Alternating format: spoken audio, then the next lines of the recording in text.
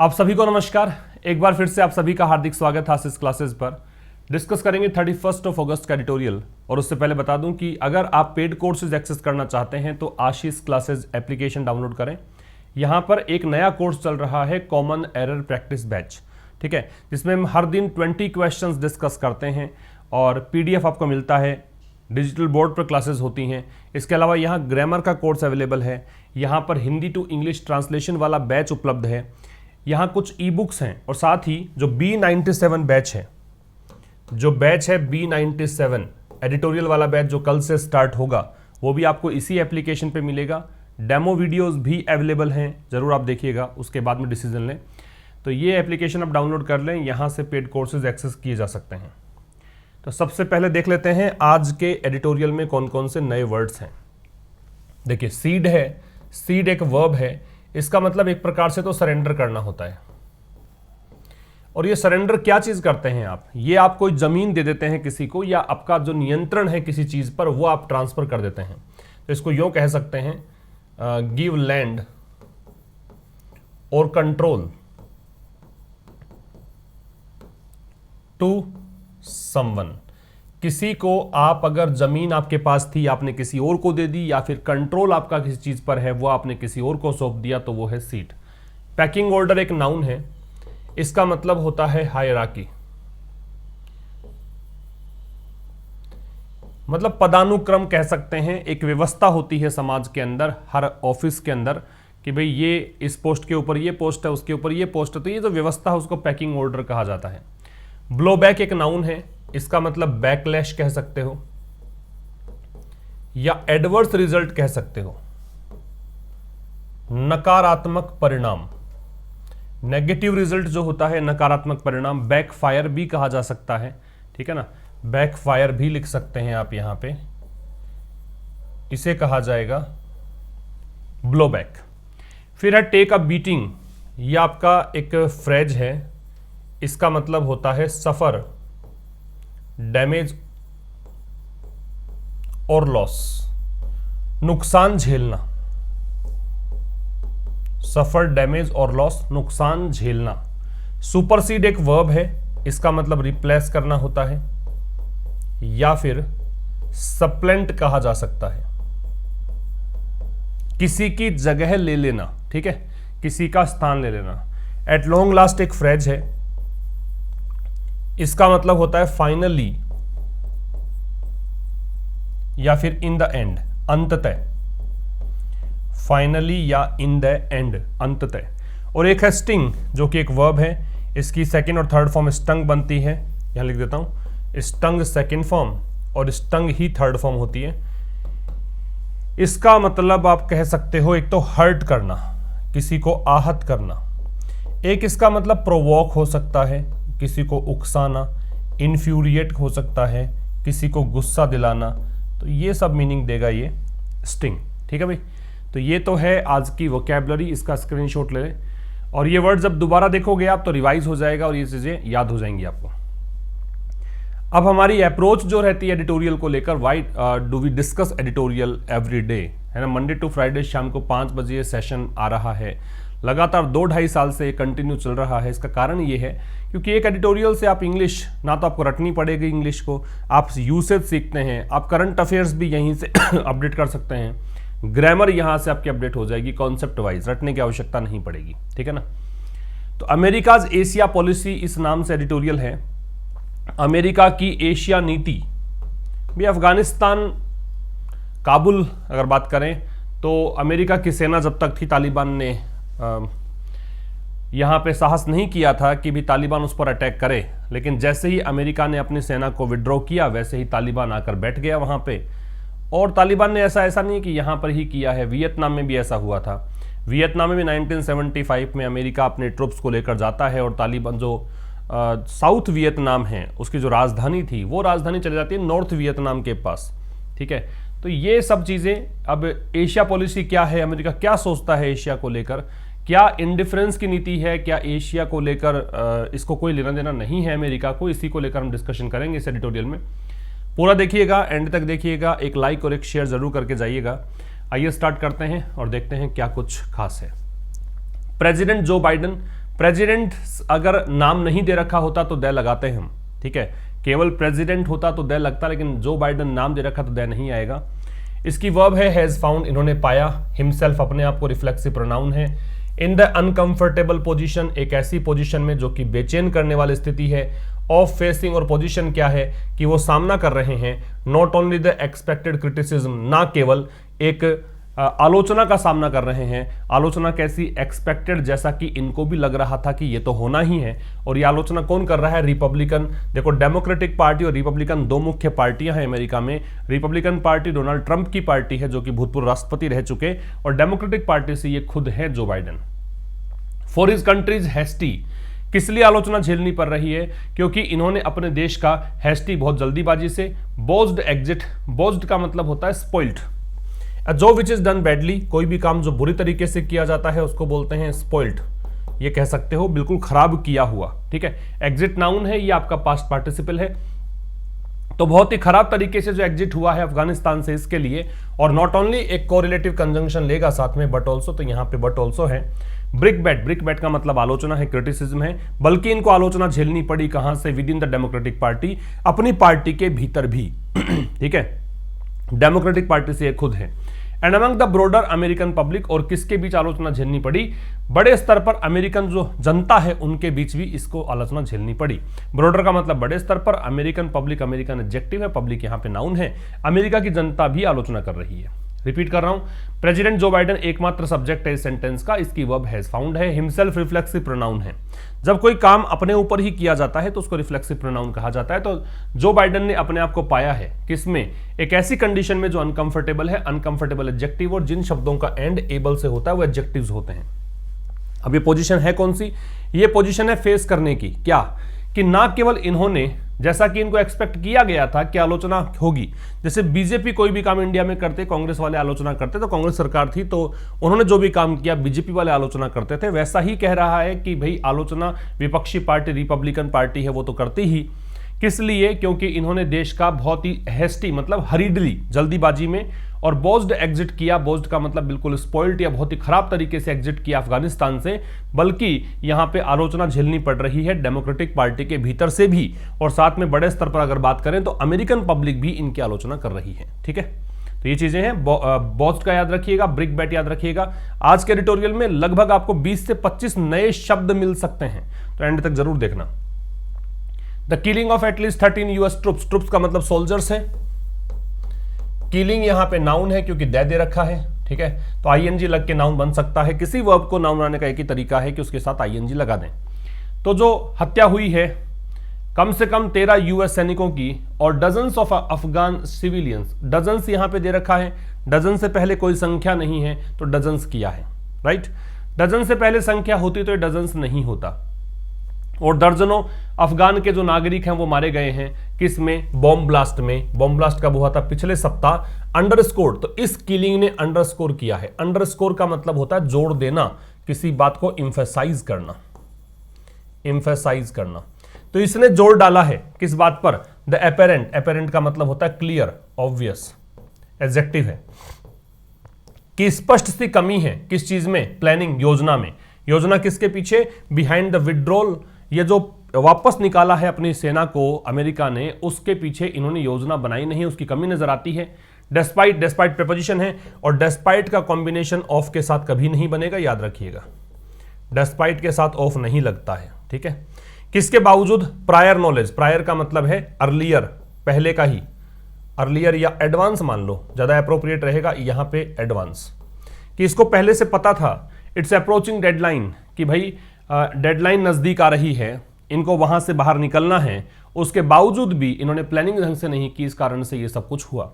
तो जो किलिंग हुई कम से कम, एटलीस्ट का मतलब कम से कम 13 यूएस सैनिकों की और दर्जनों अफगान सिविलियंस की बॉम्ब ब्लास्ट में जो पिछले सप्ताह हुआ, इस किलिंग ने अंडरस्कोर किया, जोड़ दिया स्पष्ट सी कमी के ऊपर। कमी किसकी? योजना की। और योजना किसके पीछे? विड्रॉल जो किया है, विड्रॉल का मतलब पुल आउट करना, ये नाउन है क्योंकि दे रखा है। तो जो विड्रॉल इनका सेना का हुआ था उसके पीछे इन्होंने योजना नहीं बनाई, इसके बावजूद कि इनको पता था स्पष्ट रूप से कि इनके वापसी का इनको मतलब डेडलाइन दे रखी थी कि इस समय से पहले इनको निकलना है, वो डेडलाइन जो अप्रोच हो रही थी, मतलब नजदीक आ रही थी डेडलाइन, अप्रोचिंग यहां प्रेजेंट पार्टिसिपल है, डेडलाइन यहां पे नाउन है, उसका एडवांस नॉलेज होने के बावजूद भी इन्होंने प्लानिंग ढंग से नहीं की, इस कारण से ये किलिंग हुई। The chaotic violent scenes, chaotic का मतलब डिसऑर्डरली, एक प्रकार से अव्यवस्थित, ठीक है। वायलेंट का मतलब हिंसक, सीन्स का मतलब दृश्य, वायलेंट एडजेक्टिव है। एट काबुल एयरपोर्ट, कहां की घटना है? काबुल एयरपोर्ट की। काबुल राजधानी है अफगानिस्तान की। अंडरगर्ड, अंडरगर्ड का मतलब होता है मजबूती देना, है ना, स्ट्रेंथन करना, बोल्स्टर करना, बट्रेस करना। तो जो एक बिल्कुल अव्यवस्थित और हिंसक सीन नजर आए काबुल एयरपोर्ट पर, और यहां पे इन चीजों को और ज्यादा मजबूती मिल रही थी, मतलब ये और ज्यादा इंटेंस हो गए थे। किसे? By the deep irony, deep का मतलब गहरा, आयरनी का मतलब व्यंग्य, व्यंग्य का मतलब जो भी आपको कहा जा रहा है उसका बिल्कुल ऑपोजिट उसका अर्थ निकलता है, उसको आयरनी बोलते हैं। Of the Taliban unchallenged take over, take over का मतलब सीजर है, कैप्चर है, अधिग्रहण है। अनचैलेंज्ड का मतलब हो गया कि इनको चुनौती देने वाला कोई है ही नहीं, ठीक है। तो तालिबान का वो टेक ओवर जो अनचैलेंज्ड है, और टेक ओवर किसका किया? इन्होंने काबुल का किया है, अफगानिस्तान का किया है। अनदर अफगान टेरिटरीज, और अफगान के अन्य क्षेत्रों का, टेरिटरी का मतलब एरिया, रीजन, लिख सकते हैं, एरिया, रीजन, और अन्य क्षेत्रों का किया है। Have also no doubt stung, अब यहां पे ये सीन्स है, इसकी वर्ब ये है, और ऑल्सो का प्रयोग हेल्पिंग वर्ब के बाद में करते हैं। नो यहां डिटरमिनर है, डाउट यहां नाउन है। तो इन सीन्स ने बेशक स्टंग किया है, स्टंग थर्ड फॉर्म होगी स्टिंग की, क्या किया था? हर्ट करना या गुस्सा दिलाना यूएस पॉलिसी मेकर्स को, specially over comparisons to Saigon in 1975, विशेष करके जो यहां पे कंपैरिजंस को लेकर है, तुलनाओं को लेकर है, साइगन 1975। साइगन जो है वो साउथ वियतनाम की राजधानी थी। अब ये चूंकि अमेरिका की सेना जब वापस निकल कर आ गई तो नॉर्थ वियतनाम है उसने इस पर अधिकार कर लिया था, तो इसके कंपैरिजन, काबुल की जो कंपैरिजन कर रहे हैं साइगन के साथ में पॉलिसी मेकर जो यूएस के हैं, उनको इन्होंने हर्ट किया है, उनको इन्होंने क्या किया है? प्रोवोक किया है, इन्फ्यूरिएट किया है, जो भी अर्थ निकलता हो। एक बार रिपीट कर देता हूं, जो कैओटिक वायलेंट सीन्स है, सीन्स नाउन है, दो ये एडजेक्टिव है, ये डिटरमिनर है। जो एकदम अस्त व्यस्त हिंसक दृश्य देखने को मिले काबुल एयरपोर्ट पर, और यहां पे एक चीज और साथ में जो इसको और इंटेंस कर रही थी, इसको और बोल्स्टर कर रही थी, वो ये था कि तालिबान का अनचैलेंज्ड टेक ओवर यहां पे काबुल पर हुआ और अफगान की अन्य टेरिटरीज पर हुआ, ठीक है, ये देखने को मिला, ठीक है। इन चीजों ने, ये जो सीन्स थे, इन्होंने बेशक यूएस के पॉलिसी मेकर्स को स्टिंग किया है, आहत किया है, परेशान किया है, और ज्यादा गुस्सा दिलाया है। विशेष करके इन तुलनाओं की अगर बात करें कि तुलना की जा रही है साइगन 1975, 1975 में जैसे कि अमेरिका वापस निकल आया था वैसे काबुल से निकल आया, ऐसा कह रहे हैं, तो ये आहत हुए हैं इस चीज से यूएस के policy makers. How can mister Biden now hope, mister Biden की वर्ब है वो कैन होप है, क्योंकि ये इंटेरोगेटिव सेंटेंस के रूप में लिया, हालांकि ये वैसे देखो यहां पे आपको क्वेश्चन मार्क दिख रहा है, तो इसलिए हेल्पिंग वर्ब जो है वो पहले आ जाएगी। तो how can mister Biden now hope to sell the big picture, big picture मतलब बड़ी तस्वीर, जिसमें सारे एस्पेक्ट शामिल हो, सारी आप कह रहे हो कि जो भी आपकी मेंटालिटी है, जो भी आपके एटीट्यूड्स हैं, जो भी आप मतलब सोचते हैं, नजरिया आपका जो व्यू पॉइंट है, वो सारे के सारे शामिल हैं उस पर। कौन कौन से घटक हैं जो कि इनको प्रभावित करते हैं, वो सब समाहित करते हैं, उसको बोलते हैं बिग पिक्चर। तो कैसे मिस्टर बाइडन अब आशा कर सकते हैं कि वो बिग पिक्चर को सेल करेंगे? कहने का मतलब कोई ऐसा काम करें जिससे कि अपने देश की जनता को खुश कर दें, कोई ऐसा काम करें जो अपने पार्टी के सदस्यों को खुश कर दें, विपक्षी पार्टियों को बोलने ना दें। तो ऐसी कौन सी चीज होगी कि मिस्टर बाइडन अब होप कर सकते हैं कि वो बिग पिक्चर सेल करें? किसकी? वॉशिंगटन के एंगेजमेंट की। वॉशिंगटन हो गया अमेरिका, राजधानी हो गई उसकी। एंगेजमेंट का संलिप्तता होता है, किसी चीज में शामिल होने की प्रोसेस होती है। In the south Asia region, दक्षिणी एशिया क्षेत्र की बात कर रहा है, ठीक है। तो दक्षिणी एशिया जो क्षेत्र है वहां पे अमेरिका के एंगेजमेंट को लेकर कैसे अब ये बड़ी तस्वीर यहां प्रस्तुत करेंगे to his domestic political constituents. और ये बड़ी तस्वीर किसको दिखानी है? इनको, जो घरेलू राजनीतिक कॉन्स्टिट्यूएंट्स है। कॉन्स्टिट्यूएंट्स का मतलब कॉम्पोनेंट, जिससे मिलकर बने हैं, घटक जो हैं, ठीक है। तो वहां की राजनीति के जो पार्टीज हैं उनको वहां पे क्या दिखाएंगे कि हमने इतना बढ़िया काम किया साउथ एशिया में जाके, ये कैसे दिखाएंगे कि निकल कर आ गए हैं इन अ वे, एक ऐसे तरीके से दैट लिमिट्स ये दैट जो रिलेटिव प्रोनाउन है उस वे के लिए आ रहा है। लिमिट का मतलब होता है रोकना, जो कि रोकता है, प्रतिबंधित करता है किस चीज को, reputational damage to the White House. White House Rashtrapati Bhavan हो गया, रेप्यूटेशनल एडजेक्टिव है, डैमेज यहां पे नाउन है, डैमेज का क्षति है, रेप्यूटेशन इज्जत की क्षति, जो प्रतिष्ठा को नुकसान पहुंचा है। ठीक है, तो ऐसे तरीके से करें जो तरीका राष्ट्रपति भवन की जो क्षति हुई है, प्रतिष्ठा की क्षति, उसको रोक दे।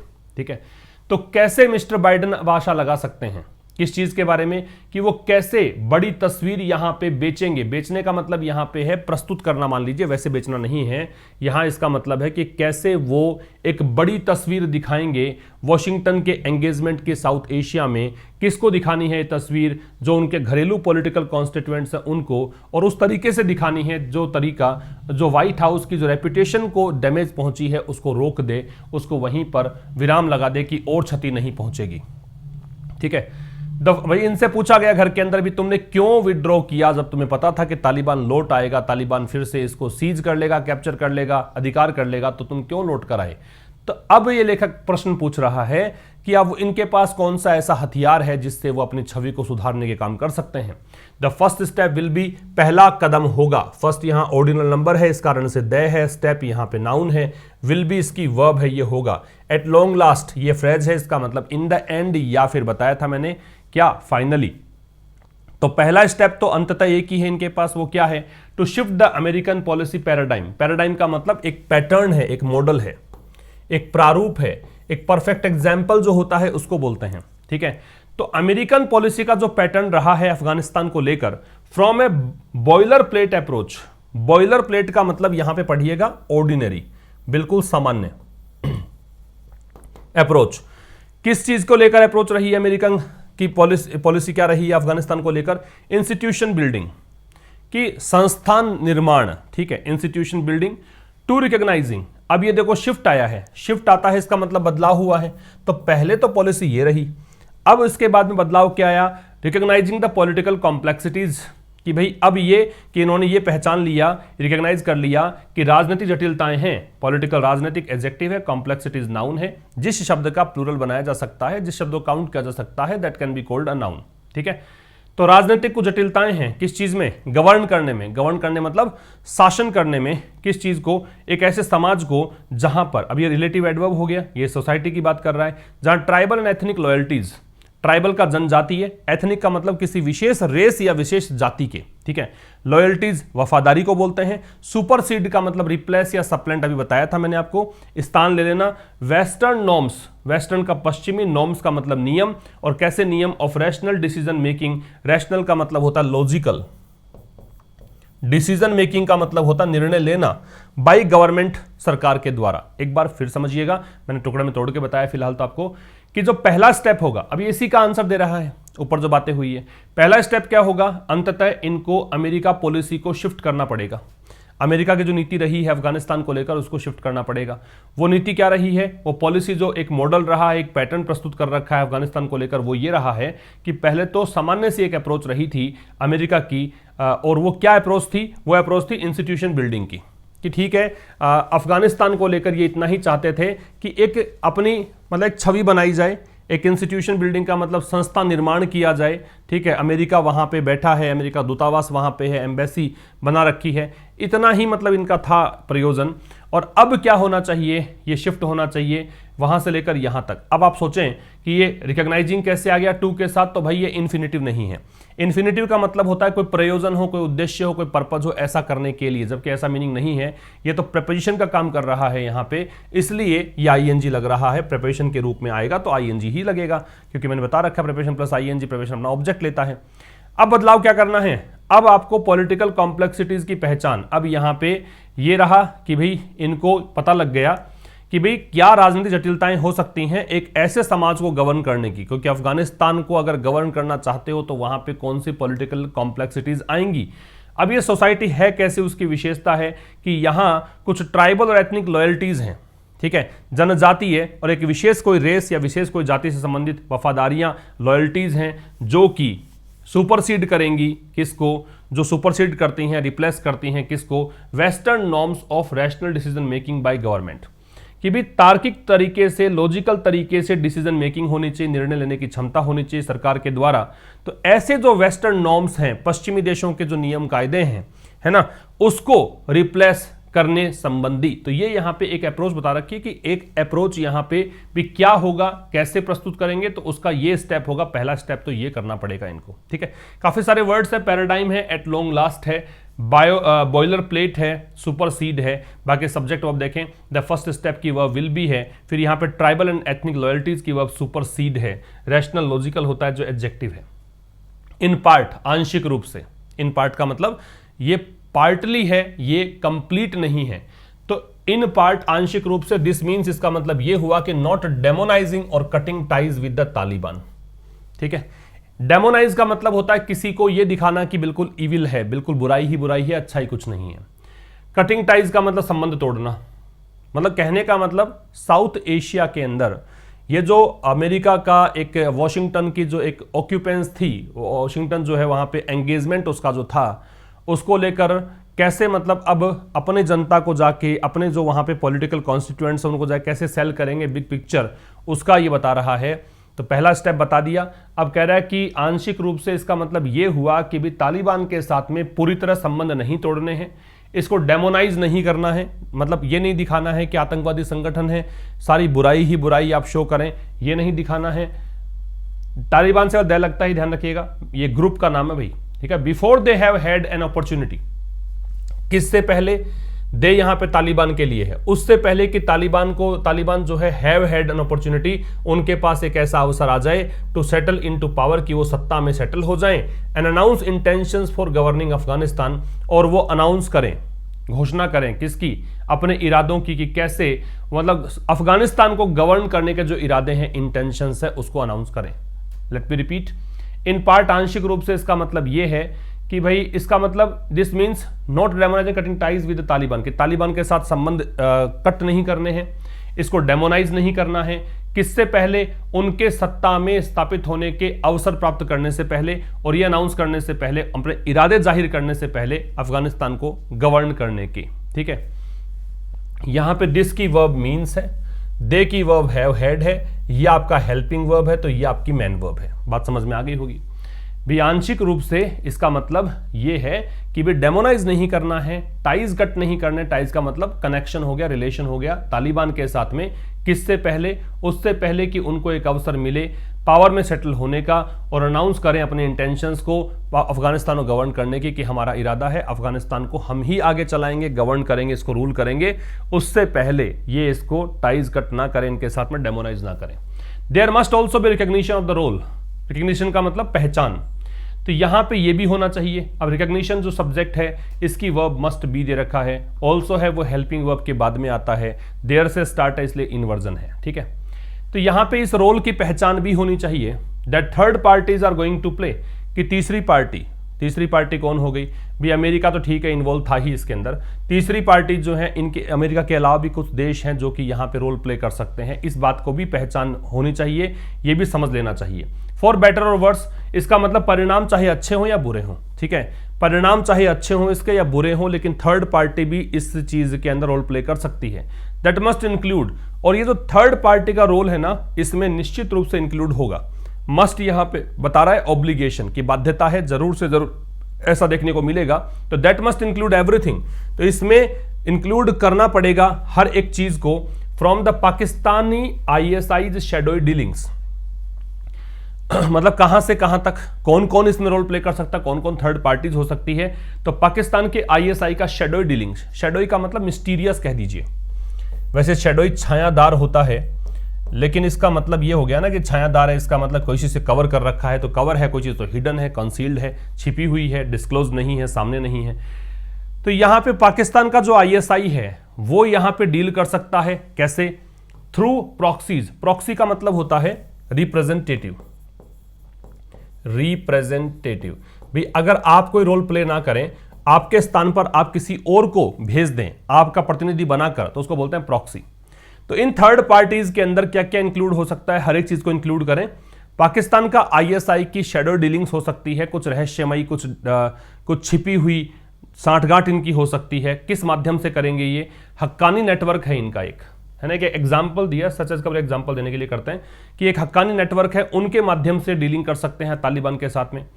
दूसरी तरफ चाइना क्या कर सकता है, चाइना रिलेंटलेस पुश का मतलब एफर्ट है, प्रयास है, रिलेंटलेस का मतलब परसिस्टेंट है, कंटिन्यूअस है, नॉन स्टॉप है।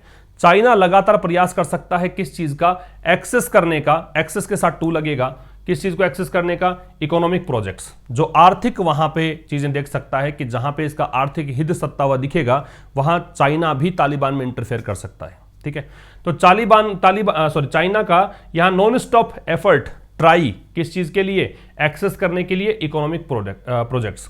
बात करें भारत की, और भारत का civilisational and soft power links का मतलब कनेक्शन होता है, सॉफ्ट पावर का मतलब समझिए वर्ल्ड पॉलिटिक्स में आपका डोमिनेंस, विश्व राजनीति के अंदर या इंटरनेशनल पॉलिटिक्स में आपका डोमिनेंस, उसको बोलते हैं सॉफ्ट पावर। सिविलाइजेशनल का मतलब सभ्यतागत कह सकते हो, सभ्यता से संबंधित कह सकते हो।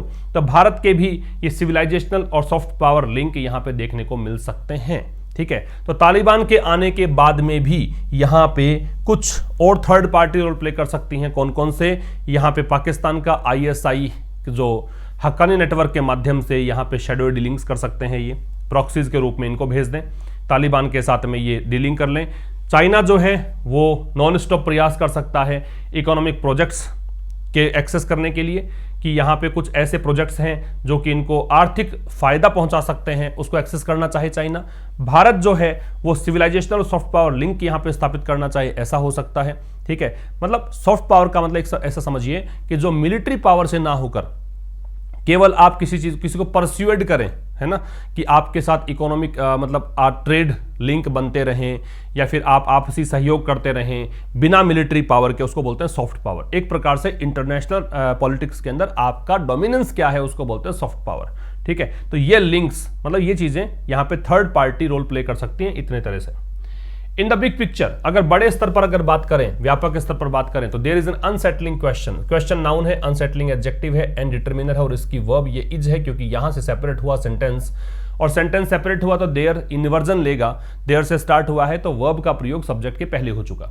तो बड़ी तस्वीर की अगर बात करें तो एक बेचैन कर देने वाला प्रश्न है, एक अनसेटलिंग क्वेश्चन है फॉर वॉशिंगटन टू आंसर, और इसका आंसर किसको देना है, अमेरिका को देना है। वॉशिंगटन राजधानी मतलब देश की बात कर रहे हैं, और वो प्रश्न ये है कि on whether in persisting with, persist with का मतलब है कंटिन्यू करना, किसी चीज पर कंटिन्यू करना, कि whether in persisting with the Trump era promise, era का मतलब युग, कि ट्रंप के समय के जो प्रॉमिस है to pull US troops out, और क्या था प्रॉमिस ट्रंप के समय का, कि भाई यूएस की सेना को हम बाहर निकालेंगे। पुल आउट का मतलब होता है विड्रॉ करना ऑफ अफगानिस्तान से।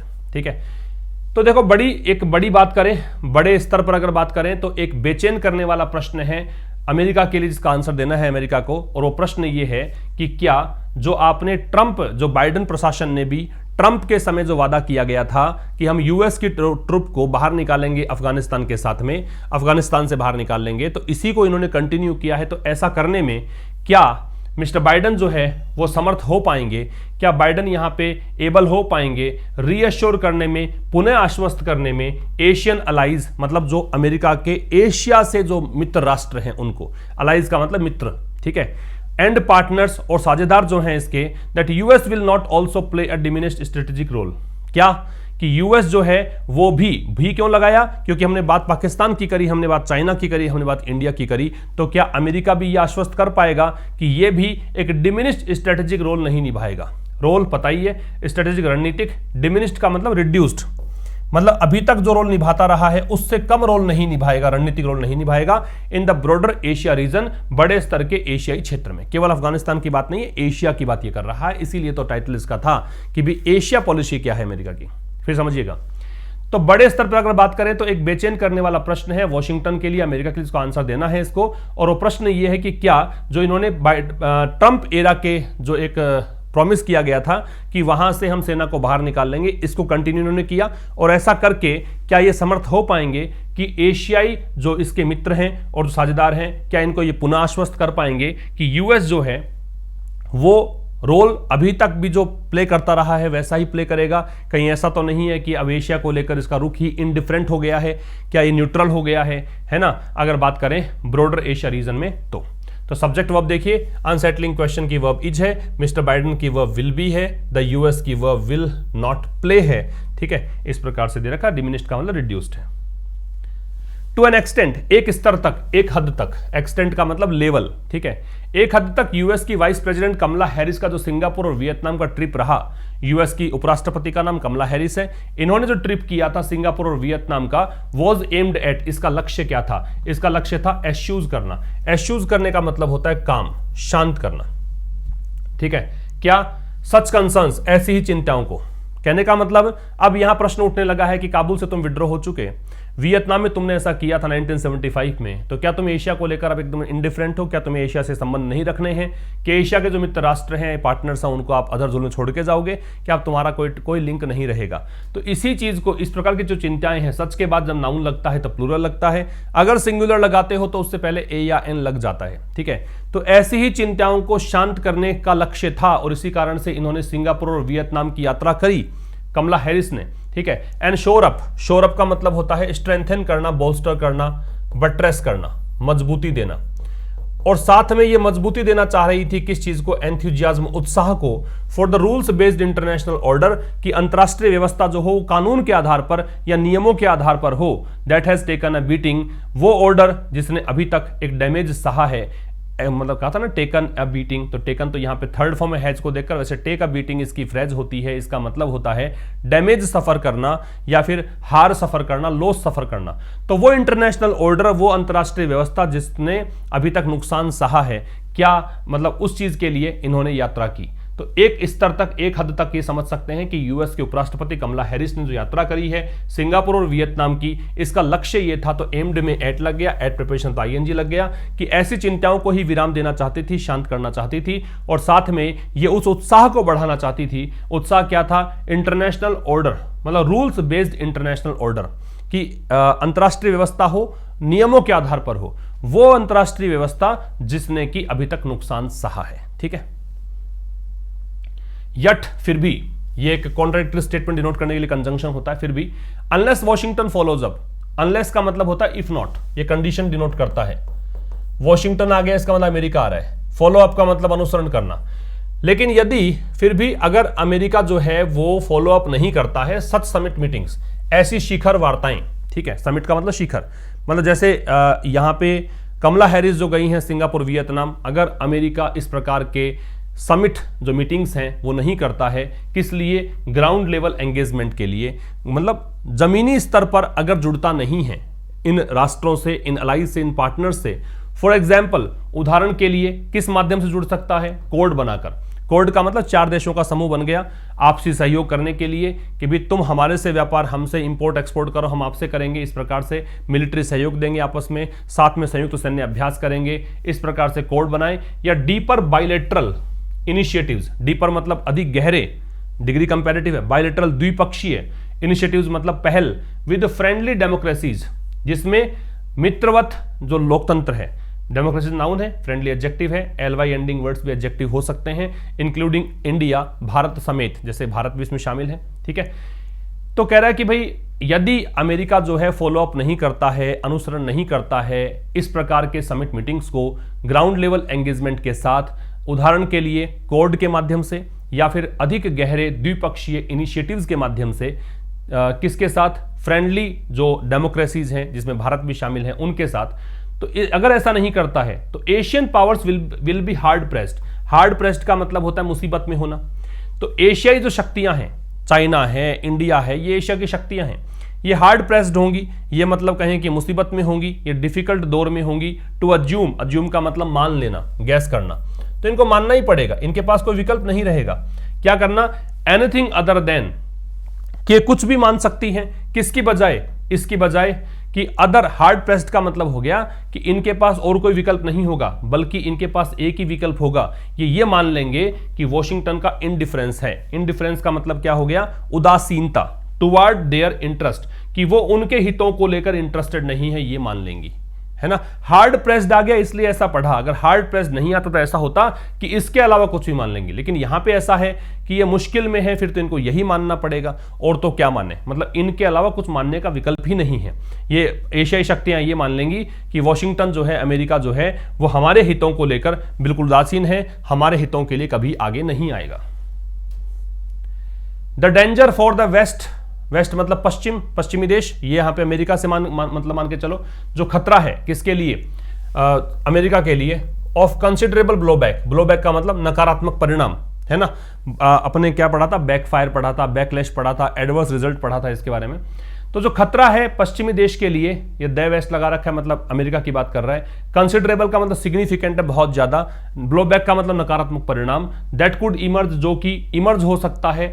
10 इस प्रकार से, वो खतरा, अब यहां पे गलत दे रखा है, इज होना चाहिए। वो खतरा जो है वो एटलीस्ट 2 फोल्ड है, लगभग 2 गुना है।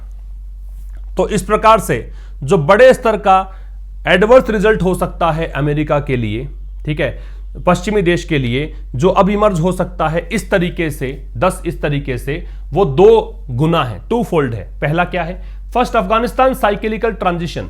ट्रांजिशन का मतलब बदलाव है, ट्रांसफॉर्मेशन है, चेंज है। साइक्लिकल का मतलब इस तरीके से बदलाव होता रहा है, ऐसे बदलाव होता रहा है, साइक्लिकल है। क्या बदलाव हुआ है अफगानिस्तान का, फ्रॉम वेस्टर्न ऑक्यूपाइड टेरिटरी। पहले तो क्या था कि यहां पर अधिकार किसका था, ये ऐसा क्षेत्र था जो पश्चिमी देश यहां पे ऑक्यूपाई कर रखा था, मतलब अमेरिका ने इसको ऑक्यूपाई कर रखा था। टू अबेंडेंड नेशन, अब क्या है, अब ये अबेंडेंड नेशन है, अबेंडेंड मतलब छोड़ा हुआ, त्यागा हुआ, है ना। अब ये ऐसा राष्ट्र इसको छोड़ दिया गया है अदर झूल के अंदर।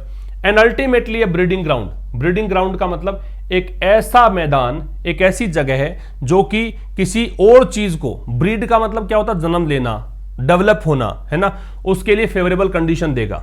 तो अब ये अंततः एक ऐसा ग्राउंड बन गया है, ठीक है। समझो, साइक्लिकल है, पहले क्या था, यहां पे अमेरिका का अधिकार था, फिर क्या हुआ, फिर यहां पे अबेंडेंड, अमेरिका की सेना निकल गई, अब क्या हो गया, तालिबान आ गया, तो इसीलिए कह रखा है कि अभी ब्रीडिंग ग्राउंड बन गया।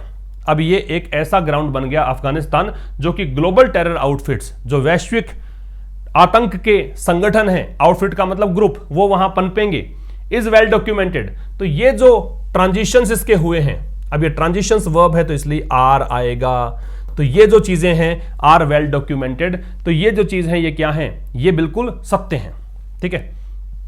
तो 2 गुना यहां पे 2 चीजें यहां पे समझ में आ रही है। पहली चीज यह समझ में आ रही है कि अफगानिस्तान का साइक्लिकल ट्रांजिशन है, ट्रांजिशन नाउन है, साइक्लिकल एडजेक्टिव है। कैसे कैसे, पहले वेस्टर्न ऑक्यूपाइड टेरिटरी था, टेरिटरी नाउन है, ऑक्यूपाइड एडजेक्टिव है, और उसके बाद ये अबेंडेंड नेशन हुआ, अबेंडेंड एडजेक्टिव है, नेशन नाउन है, अबेंडेंड पास्ट पार्टिसिपल है। अब अंततः ये ब्रीडिंग ग्राउंड बन गया ग्लोबल टेरर आउटफिट्स के लिए। ये 2 चीजें हैं, ये साइक्लिकल ट्रांजिशन है, ये क्या है, वेल डॉक्यूमेंटेड है, ये बिल्कुल स्पष्ट है, सही है, ये सबको पता है। और दूसरी चीज क्या है, second China will be only too glad to step into. Step into का मतलब होता है हस्तक्षेप करना, इंटरफेयर करना, और टू के साथ में जब आप टू लगाते हो इसका मतलब नेगेटिव मीनिंग दे रहा है। तो चाइना जो है वो खुश नहीं होगा, will be only too glad to step into, मतलब ये हस्तक्षेप करके खुश नहीं होगा, ठीक है। इसका मतलब ये है, जैसे मैं कहूं he is too busy to meet, तो वह इतना व्यस्त है कि मिल नहीं सकता। तो यहां पे इसका मतलब है China will be only too glad, वह इतना खुश होगा कि वो स्टेप इनटू नहीं करेगा, है ना। कहने का मतलब वो स्टेप इनटू नहीं करना चाहेगा, किस चीज में, ब्रीच, ब्रीच का मतलब दरार है, क्रैक है, रिफ्ट है, दरार को बोलते हैं, ठीक है। शुड एनी, शुड यहां पे इफ का काम कर रहा है, कंडीशनल सेंटेंस बना रहा है, ठीक है। ये इन्वर्जन आ रहा है, पहले निकाल दिया इसको बाहर। Any new spaces be seeded, seed का मतलब बताया मैंने, सौंपना। तो अगर कोई भी नया स्पेस जो है वो सीड किया जाता है in the packing order, packing order का मतलब हो गया, बताया था मैंने, हायरार्की, पदानुक्रम, एक के ऊपर एक ऐसे व्यवस्था बनी हुई है, टॉप पे कौन है, पहले नीचे कौन है, उसके ऊपर कौन है, उससे ऊपर कौन है, उससे ऊपर कौन है, ऐसे पैकिंग ऑर्डर है। रीजनल हजमनी, हजमनी का मतलब होता है डोमिनेंस, हजमनी से मतलब है डोमिनेंस, ठीक है। तो कह रहा है कि भाई China will be only too glad to step into the breach. और दूसरी चीज यहां पे समझ में आती है कि यहां पे इसका मतलब ये निकल रहा है एग्जैक्टली, तो कि भाई ये जो दरार है, कि अमेरिका तो वहां पे आ नहीं रहा, तो हो सकता है कि चाइना यहां पे आ जाए, ऐसा मीनिंग निकलेगा, है ना। थोड़ा सा स्ट्रक्चर ये अजीब सा है, बाकी इसका मतलब ये निकलेगा कि चाइना जो है यहां पे only too glad to step into, अब ये ओनली लगा के इसने क्या कर दिया, इसको नेगेटिव कर दिया कि यहां पे इस ब्रिज के अंदर इस दरार को भर के, इस क्रैक को, इस रिफ्ट को भर के ये खुश हो जाएगा यदि कोई भी नया स्पेस यहां पे दिया जाता है इस पैकिंग ऑर्डर में। पहले तो वहां पे प्रभुत्व किसका था, अमेरिका का, अब हो जाए चाइना का। रीजनल हजमनी इन एशिया की जो क्षेत्रीय प्रभुत्व है एशिया के अंदर, इस पदानुक्रम के अंदर प्रभुत्व के एक पदानुक्रम है कि भाई भारत है, उससे ऊपर डेफिनेटली यहां पे चाइना आता है। तो इस प्रकार का पदानुक्रम जो बन रखा है, एक सीक्वेंस, एक ऑर्डर जो बन रखा है, इसमें अगर कोई भी स्थान दिया जाता है तो फिर इसको भर के, इस दरार को भर के ये इस प्रकार से स्टेप इनटू कर सकता है। ठीक है, तो ये था भाई आज के इस एडिटोरियल में। मुलाकात होगी कल एक नए सेशन के साथ, तब तक के लिए नमस्कार, थैंक यू वेरी मच।